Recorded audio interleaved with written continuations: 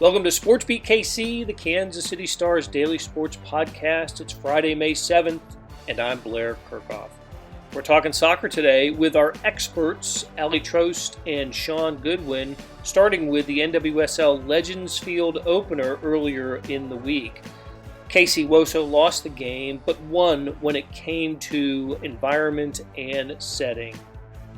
When early results didn't go the way of Hugh Williams' NWSL team, he used the rest of the Challenge Cup as something of a preseason, tinkering with lineups and alignments. We talk about that as well. After a break, we switched to Sporting Kansas City and their next game against Austin Football Club on Sunday at Children's Mercy Park. Austin's an expansion team, so you figure a season or two to get their act together, but no. This team brings a 2-1 record to Kansas City, not to mention old friends Matt Besler and a coaching staff that includes Josh Wolf and Davey Arnaud, former Sporting and Wizards players. So should be a fun homecoming on Sunday. Okay, let's get started talking NWSL and Sporting with Allie and Shaun. So we're doing our little chit-chat before we start recording, and it's always fun to do that with Allie and Shaun. But to be honest with you, I've been listening to you guys for the past half hour because I just finished listening to the tape of Hugh Williams and Michelle Vasconcelos. Am I pronouncing her last name right? Vasconcelos? Yeah. Spot on. Okay. Although I understand from Hugh Williams, it's Murph to the to players on the team because Murphy's are maiden name. So yeah, I have. Let's talk about the media availability for KC NWSL. I liked how Hugh Williams framed what's happened over the last few weeks as preseason. I think that's a smart coaching move, kind of a good psychological move too. When your team didn't advance in the Cup, and look, there were there are certainly reasons to believe that experimenting with lineups and combinations, that sort of thing, Allie. But I think it's smart to frame it as it's preseason soccer. Yeah, and especially for a team that underwent so many changes, right? I mean, new city, new coach, different pieces coming into the mix. And really, I think the biggest benefit to approaching it that way. And of course, he was very clear that they were still going to be very competitive and aim to win. But, the biggest thing that hurt them was that they were without so many players on any given week or game because of international duty and injury. And so when you're dealing with such a, inconsistency as far as player availability is concerned, you do have to get creative, which on one hand allowed them to see different player combinations. It allowed them to put different players in different positions. And so there was, I think, a lot of knowledge gained from doing that. And now will potentially put them in a more advantageous position going into the regular season, having gotten to see maybe some players that they wouldn't have otherwise gotten to see if they had approached it in a different way. And if they had more of their veteran type players, some of those international the players who were serving international duty, who might have more solidified spots in the starting lineup, them not being as available, allowed some younger players or some, more second string type players to get minutes and to show, the coaching staff what they've got. And now I think Hugh and his staff have a good idea of what this team is made of, where the holes are, strengths, weaknesses, and maybe some positions that they might need to fill as the season goes on. Blair, I think you put it right in that it was a smart coaching move, smart coaching legs. In that, I completely agree with you as well, Ali. It's a mix between, I think, at the end of the day, this is a team that, yes, they were in Utah, but, new players have came in, different coach, different scenario. We've kind of been over all of that. And I think, especially for this kind of early season tournaments, KC NWSL and Louisville as well, who didn't win a single game. Both of those teams kind of get a little bit of a pass in calling it a preseason tournament, I guess, just because it is it's starting a season. I've argued it should be spread over the course of the season. Personally, I think it'll make it a lot better. There's like a break from league play, but no, Yeah, you know, as Ali was saying, it's a chance to test players, lineups. If you're missing players, it's a chance for some of the younger girls on the team, younger women, I should say. Yes, as Hugh Williams insisted, you said. And Peter and Meese got in trouble for as well on social media. But it's hard though, because girls is like the equivalent of guys, right? So it's like we say guys, and it's whatever. But the women. I didn't think it was an issue, but people have been getting angry about it, so I need to get better about it myself. But no, it's smart coaching moving. Like they pick up 1 point out of 12.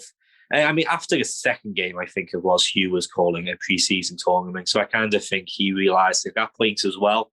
There's definitely some things to fix, and the team has absolutely looked better game by game. I think the low point, honestly, was probably a Chicago first half. That was tough to watch. It's only been up since there, and I think that the club should be at least disappointed to have not been leaving with at least one win. But hey, it's over, clean slate, and we go again with Louisville. Well, and I won't. I'll give him credit for mentioning that he thought they underachieved a little bit as well. He used the word thought we underachieved. Yeah. So that's being honest and fair too, don't you think? Yeah, no, it is. I mean, I guess just looking at the slate of games they had, Portland is always going to be hard, even with the players missing for both teams. Chicago, good team, but again, you take a late lead, then you slip it up in the final couple of minutes.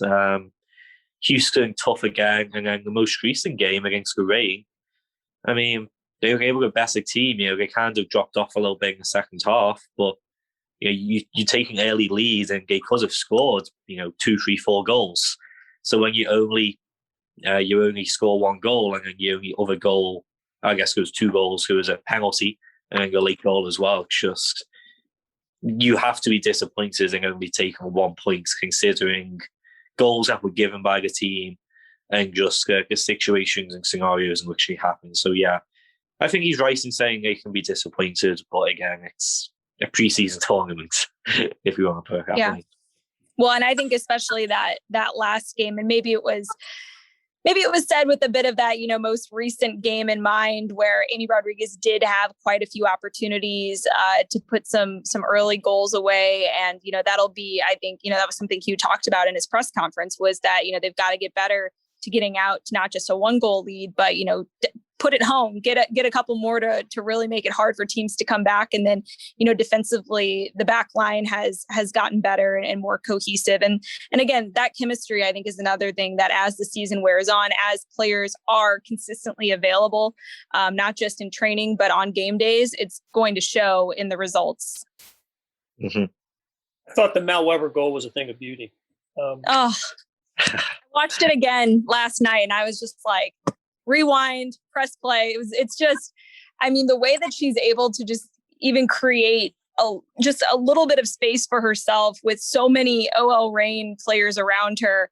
And then the setup from Victoria Pickett was just fantastic. And that's something too, a strength of this team is their quick transition play in the midfield and ability to spark the attack with the speed of Lola Bonta, with the speed of Victoria Pickett and others.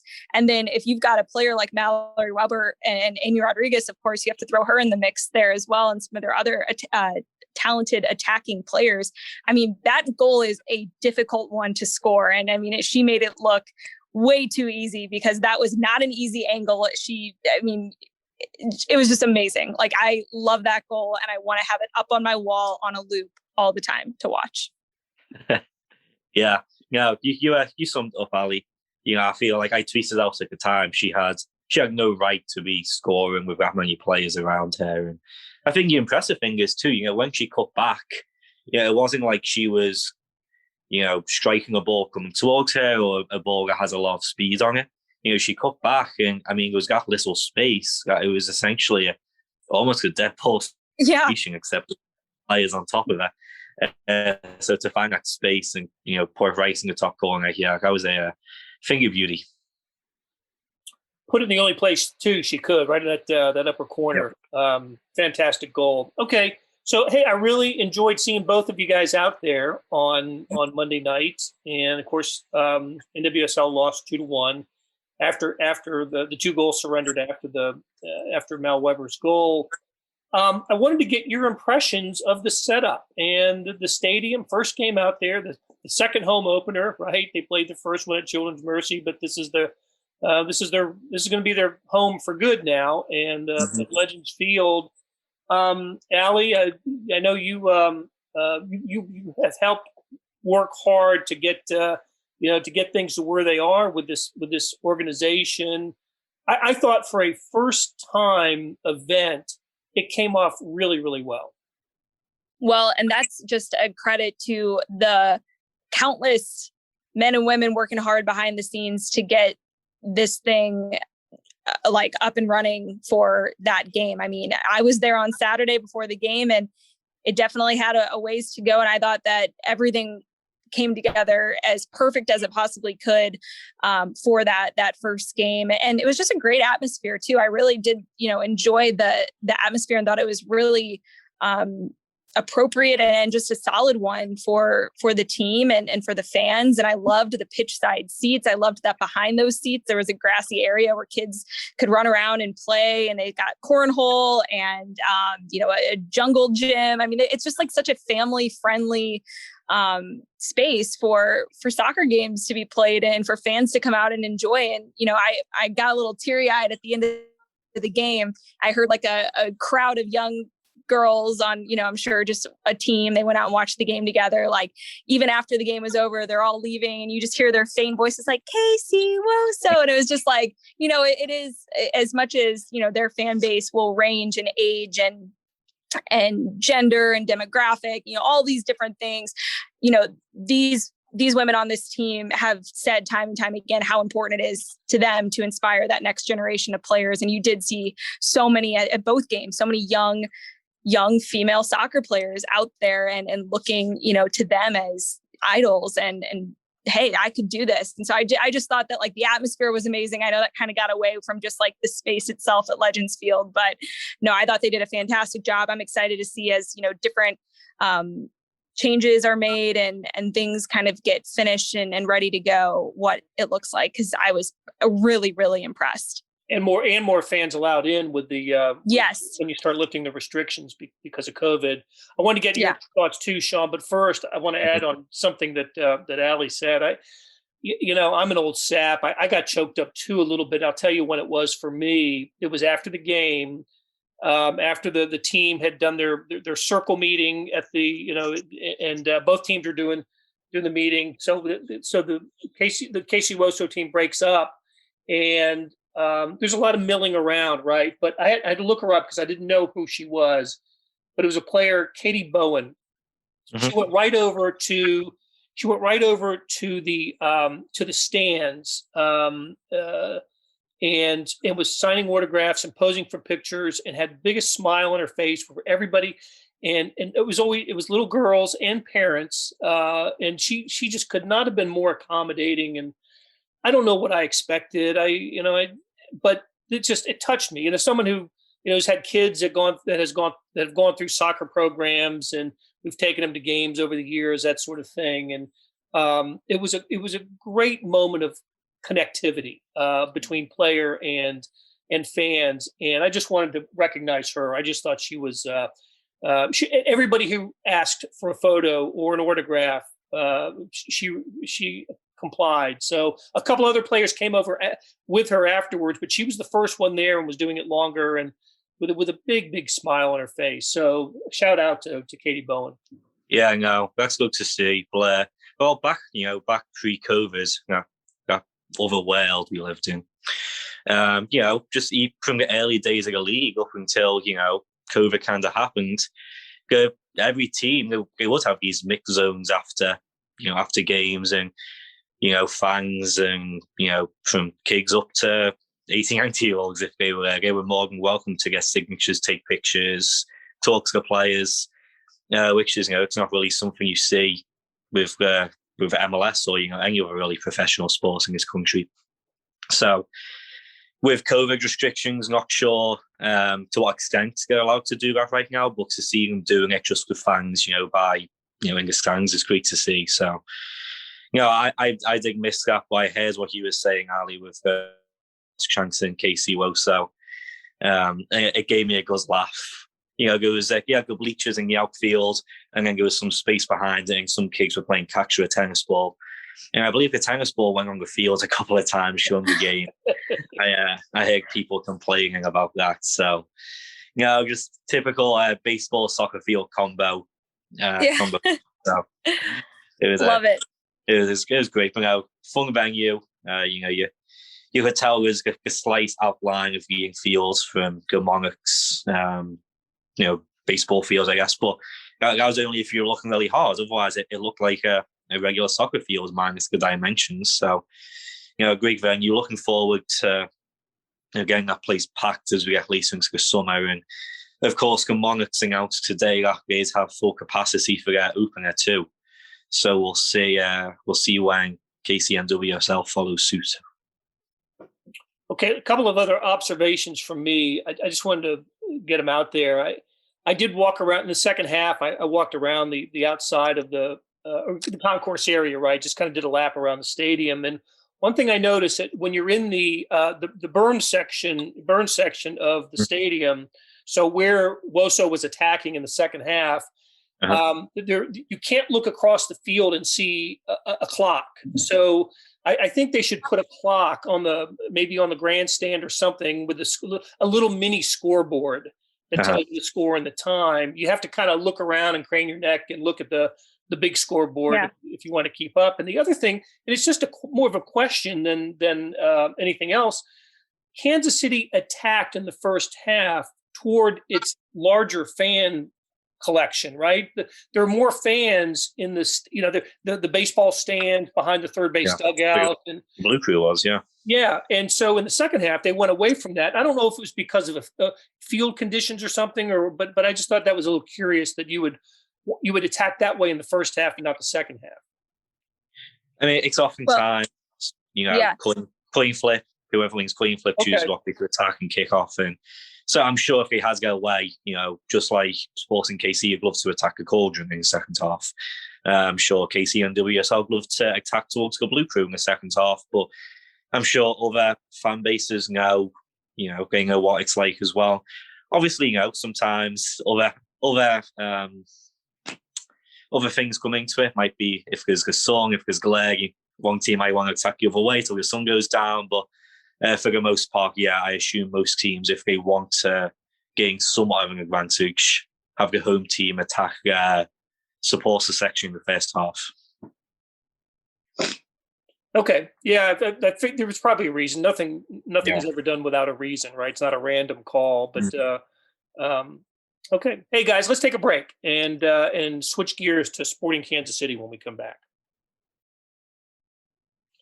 Back with Allie Trost and Shaun Goodwin. We're talking soccer, and Sporting KC has a game on Sunday against an expansion team that's playing pretty well, actually. Mm-hmm. Yeah. Austin Football Club lost its first game. Since then, they've won 2 straight. They bring a 2-1 record to Children's Mercy on Sunday. We can break down the game, but the headline of this game, of course, is the return of Matt Besler. And listen, it's I don't know what you thought about this, guys. It's a business decision, to release Matt, and in pro sports, it happens all the time, right?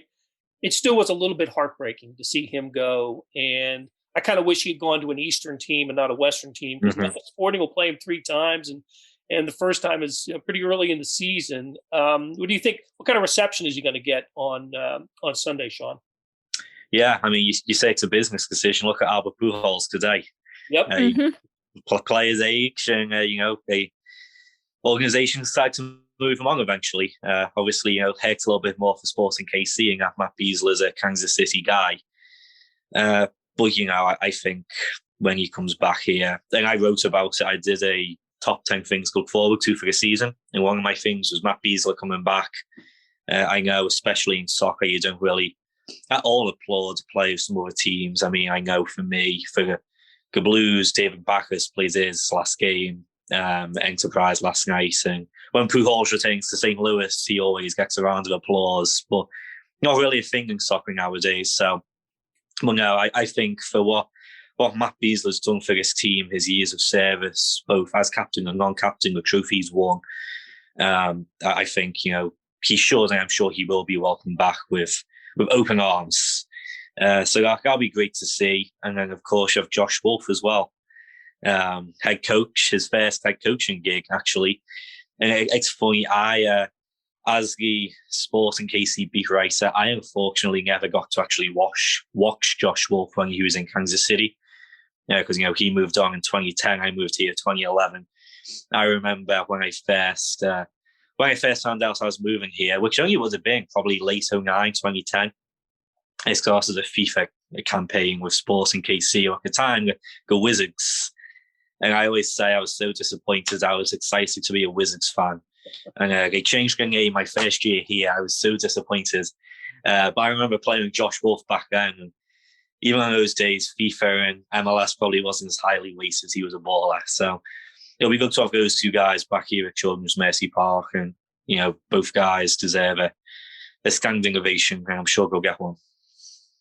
Yeah, and they're not the only two. Davey Arno also coaching staff, the assistant coach. Yeah. So quite a return, back to for all three of them, a very memorable and accomplished place for all three in their careers here. So it's going to be definitely the weirdest, I think, for Matt Besler, without a doubt, just given how recent his departure was. And Besler's definitely, I know, Shaun, you're talking about how, it's not really common for, MLS teams and fans to do like standing ovations, but Matt Besler is most definitely an outlier in that trend, because I think anytime he comes to Children's Mercy Park for the rest of his career, he'll get a standing ovation. There's no doubt. I don't know how long he'll be playing, but definitely looking forward to seeing him. And hey, he's been a key part of a defensive back line that's been pretty solid in MLS so far. And, again, they're just a few games into the season, but they're looking good. And yeah, he's not, he wasn't playing much with Sporting Kansas City in his last season with the team, but he's been a huge part of this Austin FC team. Yeah, no, smart decision. I don't want to keep us going for too long, but, again, Austin, they've won 2, lost 1. And the one they lost, it was inaugural game at LAFC. I mean, not many teams go to LAFC and win anyway, and it's also worth mentioning that the last expansion team to win inaugural game on the road was LAFC at Seattle. So that might have been a little bit of a foreshadowing to what they've become. But now, I mean, since then, Goodwin against Colorado, and Minnesota's been weirdly struggling, but still Austin beat them 1-0. And like you said, Ali, it's pretty solid back line. It was great for Mac to go back there, or go down there, I should say. And just because, he was kind of being phased out at Sporting KC, but a chance to be a veteran on an expansion team. That's probably the most valuable commodity, to be honest, for an expansion team, have those MLS veterans. So, yes, Blair, you were saying it's a shame he went to a Western Conference team, but for him, he probably could have left Sporting KC at a better time and went to a better club and position. I think he is one of the top 2 or 3 athletes who went to a Kansas City high school and then played for a Kansas City pro sports team. Of course, Blue Valley West was his high school. Frank White's the other one, Lincoln Prep, and then a Hall of Fame career with the Royals. But it's a very short list of accomplished pro athletes for Kansas City sports teams that played their high school sports in Kansas City. Shaun, tell us about Caden Pierre. Caden Pierre, yes. Outside back for Sporting KC, homegrown player now. The 12th academy trained homegrown player on this team, which is just absolutely insane to me. But yeah, no, I've unfortunately not been able to see too much of him on SKC2, but he kind of came into the spotlight this preseason for Sporting. He was getting minutes during the preseason games. And Vermees was talking pretty highly of him back then. And, now he's kind of got himself a homegrown first team contract. So, he said he models himself off Daniel Alves, former Barcelona outside back in peak years. He prides himself on his 1v1 defending, but he's an agile, speedy guy. How much playing time he'll get for Sporting, I mean, maybe seeing how Graham Zusi recovers, he could get some backup minutes. It depends how Zusi recovers, because then you've got Louis Martin, Zamadou Dia on the left. And then, of course, Zusi and Jalen Lindsay on the right. So we'll see. But again, Peter was talking about it yesterday too. These guys get homegrown contracts. It doesn't mean you're going to jump into the first team and start playing a bunch of minutes. It's get a chance to prove himself, keep playing for SKC2, keep up those high level performances and break their way into the first team over time. Yeah, well, and it's a good add too, Shaun, like you mentioned, with Zusi coming back from injury. Amadou Dia had been out, as well.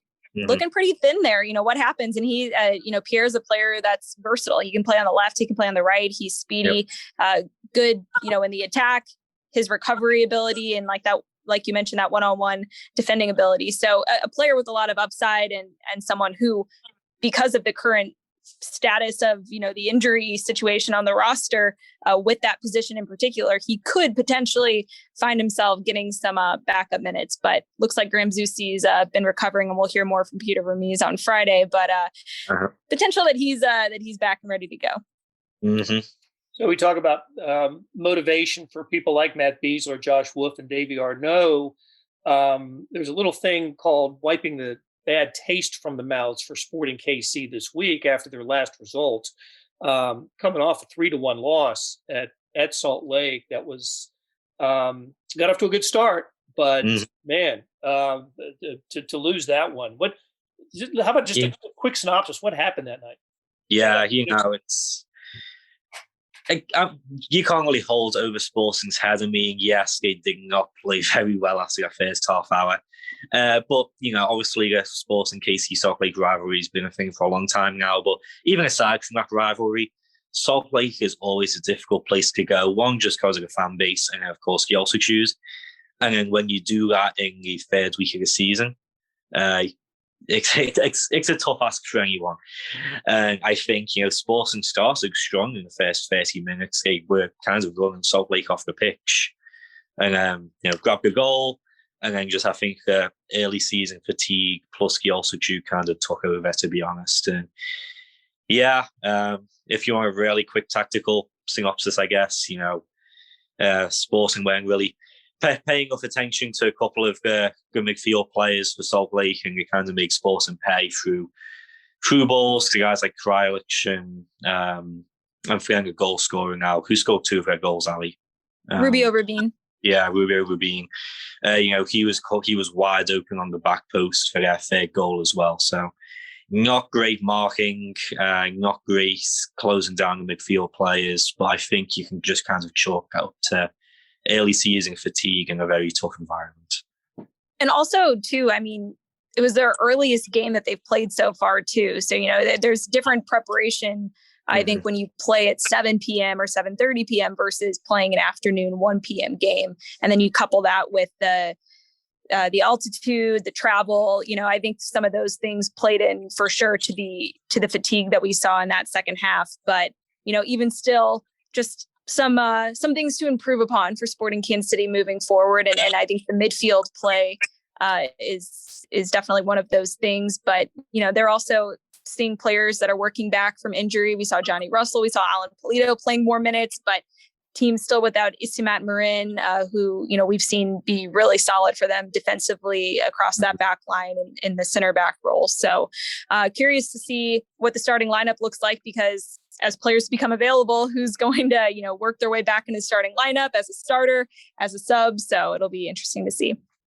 Before we finish, can we just rename this show or this podcast the Gianluca Buzio podcast? Because I'm going to talk about it again. I think we do every week, but I think he does deserve special mention for his invisible assist, I guess you can call it, for Sporting goal. Great run. I tweeted it out, a less intelligent player. Shelton plays that ball across, and someone who's a little bit more greasy, a little bit less intelligent. The ball was a little bit behind Buzio, but he still could have got a good touch on it, tried to take it into his stride and try and squeeze through 2 Salt Lake defenders. But 18 years old, and the kid knows I've got Alan Polito, designated player, behind me on my left, and just let the ball go. And easy opportunity, easy goal for Polito. So Buzio doesn't get the assist on that, unfortunately, but the goal doesn't happen without him. So shout out Booze. Mature beyond his years, for sure. Mm-hmm. All right. Enjoy our conversations. We go for 30 minutes a week. Allie, you go for 2 hours on Saturday. Tell us when and where they can find you. Well, this weekend, I will sadly not have a show. I am having a little Mother's Day celebration. So I'm off this Saturday, but I actually have something exciting in the works for that weekend show. So stay tuned for more on that. But you guys know I love soccer. It's soccer season. So if that maybe tips you off to anything.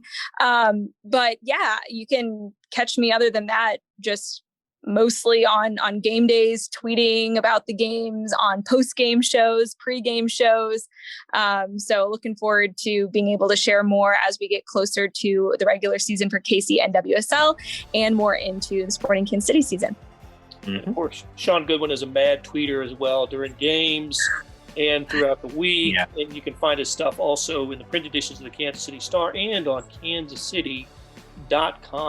Shaun and Allie, thanks, you guys. We'll talk to you again next week. Sounds good. Thanks. Thank you, guys. That'll do it for today and this week on SportsBeat KC. Thanks to our production staff of Derek Donovan, Beth Welsh, Monty Davis, Jeff Rosen, Chris Fickett, and Savannah Smith. Big thanks to Allie Trost and Shaun Goodwin for stopping by and talking soccer. Links to Shaun's stories can be found in the show notes and on KansasCity.com. Hey, we've got another deal for you. You can subscribe to Sports Pass for 99 cents a month. That's right, 99 pennies a month. Sports Pass is the online version of the Star Sports section. You get all the stories that appear in the print editions of the Star, plus many more stories that appear only on the website, and they certainly appear first on the website. After 3 months, this deal it auto-renews at $5.99 a month unless you cancel. It's always a great time to subscribe. The Royals still over 500, although what a terrible week with the Indians series at Kauffman this week. Local college is always making news. It's never not Chiefs season, and soccer now is in full swing. So how do you get this deal? You go to kansascity.com/sportspass2020. That's kansascity.com/sportspass2020. You want more than just sports coverage? Check out the entire Kansas City Star product. Sports, news, features, commentary, and analysis, the whole thing. You get all the stories written by my talented colleagues, plus additional national news, sports, and business coverage with the e-edition. The details for all of these deals can be found at account.kansascity.com/subscribe. If you're having trouble hunting down any of the offers, you send me an email, bkirkhoff@kcstar.com, and I'll get you to the right place. So whether it's the Sports Pass or the full subscription, you're getting and supporting the best sports and news coverage in Kansas City and helping us produce programs like SportsBeat KC. Thanks for listening, and we'll be back on Monday with another episode.